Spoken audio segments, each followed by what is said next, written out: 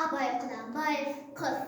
Ақ киімді, денелі, ақ сақалды, соқыр, мылқау танымас тірі жанды. Үсті басы ақ қырау, түсі суық, басқан жері сықырлап келіп қалды.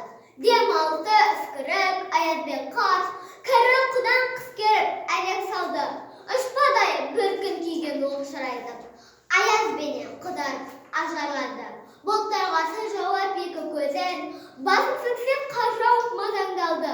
Борандай борсақ етіп тозанғанда, алты қанат ақ қордай үй шайқалды. Әуес көріп жүгірген жас балалар, беті қолы домбығып ісік шалды. Шүйден мен тон қабаттап киген малшы, бет қарауға шыдамай теріс айналды. Қар тепкенге қажымас қайран жылқы, титығы құруына азап қалды. Қыспен бірге тұмсығын салды қасқыр, малшылар қорқылма итке малды.